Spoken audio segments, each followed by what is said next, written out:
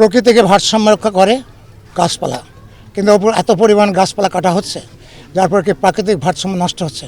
উত্তর মেরু দক্ষিণ মেরুর আজকে বরফ গলতে শুরু করেছে, আর এটা যদি আমরা রক্ষা করতে না পারি তাহলে অচিরেই বলেন যে নিউ ইয়র্ক, তারপরে লন্ডন, বাংলাদেশের দক্ষিণাঞ্চল ডুবে যাবে।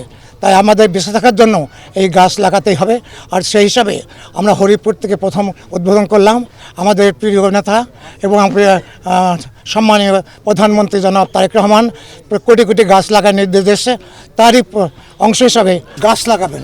গাছ প্রকৃতিকে রক্ষা করে। আরও এখানে খাল কাটা হবে, সেই সময় আপনাদের অনেক লোক ডাক্তার হয়, এগুলো মাননীয় প্রধানমন্ত্রী জনাব তারেক রহমানের নির্দেশে এটা হচ্ছে। আপনারা এটাকে আপনাদের আগামী দিনের সন্তান, আপনারা এই দেশকে রক্ষা করবেন। হরিপুর আজকে ঈদগাহ ময়দানে পাশে আমরা গাছ রোপণ করে বললাম, এরপরে আরও গাছ রোপণ করব। বনজ গাছ আরও অনেক আছে, আরও এটা কন্টিনিউয়াস প্রক্রিয়া। আবার আসবো আমরা, এটা চলমান প্রক্রিয়া, এটা চলতে থাকবে।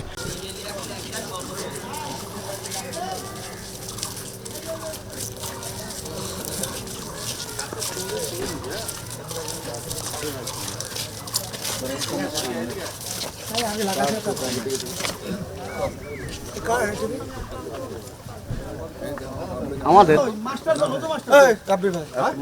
এই মোবাইল ভাই এই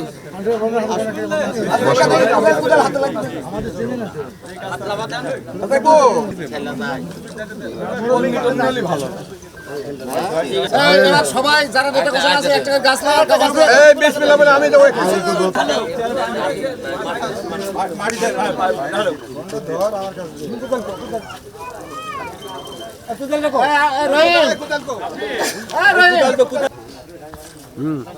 বিদেশ পাঠাতে ভাই কটা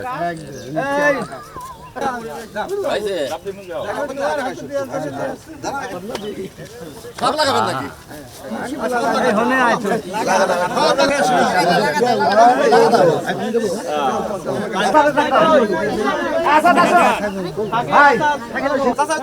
সামনের দিকে সরতে হবে।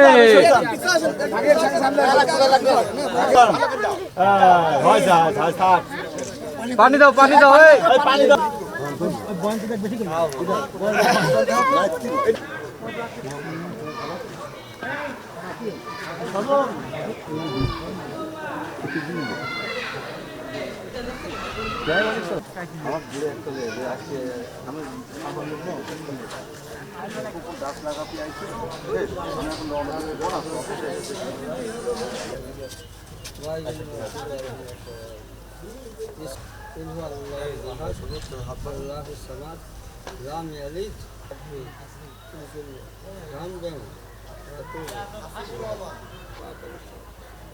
মাহবুব গো, সারা বিশ্বের যত ব্যবস্থা আল্লাহ সাথে চাচা সাথে নানা নানি খালা খালো কুপা কুপু শ্বশুর শাশুড়ি না থেকে মানুষ আজ নদীর ভাঙা কে কোথায় ভেসকে যাবে।